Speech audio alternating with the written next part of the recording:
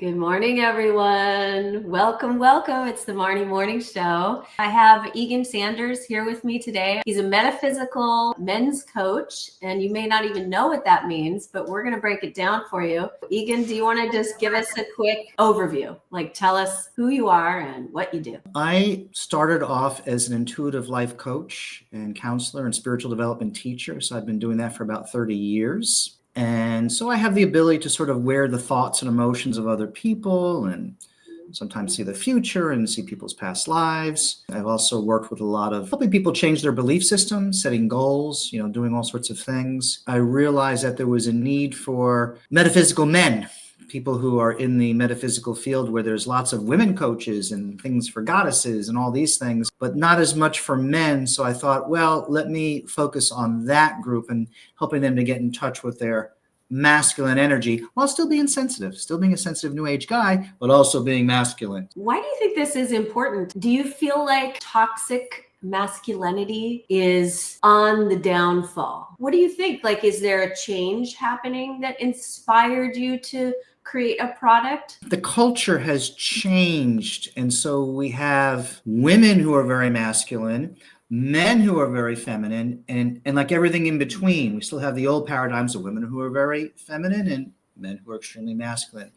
And sort of wading into it are all these sort of metaphysical people, spiritual people who are awakening, and they're like, well, I'm not sure, what I'm supposed to do. We have all these mixed messages. And so for myself, looking at all these things, you essentially have to get in touch with your true self. Unless we align with our true selves and our true energy, whether feminine or masculine or a combination thereof, it creates chaos. And so to bring order to it, we just have to own who we are and what we are, trying to help people sift through that and to find out what's real for them. We're not one-dimensional beings. And so, yes, I can be very sensitive to go to the gym and do things. I can read spiritual books and, be doing my mantras or whatever it is.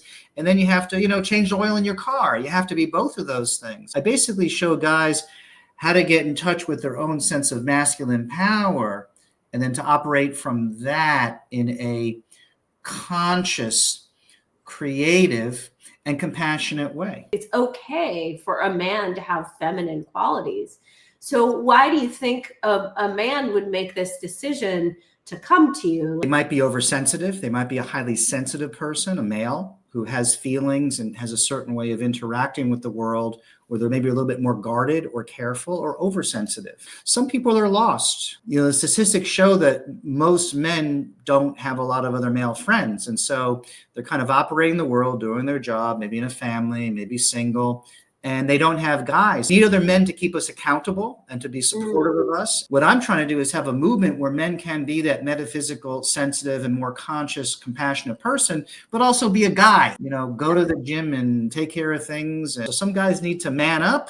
Some guys need to balance the energy. Some guys need to not get lost in their thoughts and emotions. And that's where I feel like the shift is happening, is there's this sense of awareness coming into this metaphysical space for a man who's like, no, I don't need to behave like that. I do have sensitive sides to me. I do have a feminine side, and it's okay for me to be in this yoga class with a bunch of women. Back in the late 80s, when I began my metaphysical career, I was the guy going to the yoga class. But the essential question that we all ask ourselves is, who am I? If I'm in this physical form and I'm a biological man, I have to be a masculine energy in some way, not maybe to an extreme spectrum of higher or lower, but I have to find the right point for me.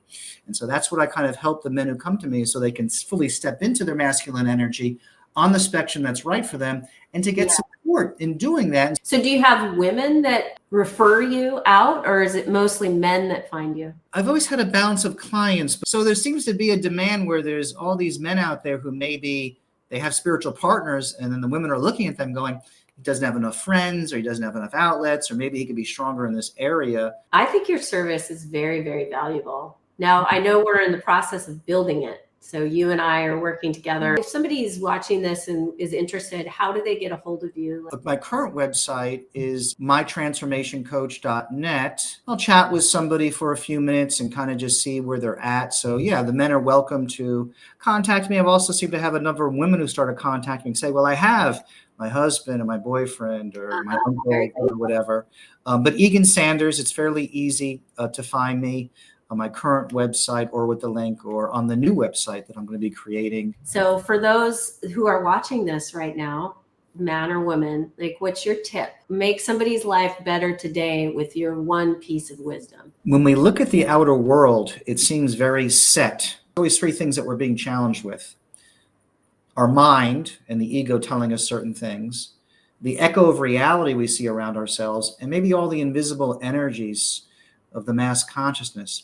The good news is you're not those things. So whatever your mind is telling you at times, which may be negative, or you look at the reality and go, I don't know, I'm going to change this, or you kind of feel a funky mood, kind of like we're feeling in the country right now, where things are changing and sort of chaotic. The good news is you can always align with your true self, your spirit, I call the divine self, your soul, and let yourself navigate that way. Man, so allow yourself to kind of go inward and navigate that way, because all these other things are temporal and passing, and just noise. This too shall pass. So that's how I've been able to move forward in life, is knowing no matter what's happened in the past or what's happening now, I can move forward. I just got to tune inward to my true self. That's so beautiful. Bye, everybody. We love you. Sending lots of love and joy and peace and prosperity on your day today. You stay on, Egan, and we'll see you real soon. Okay, bye.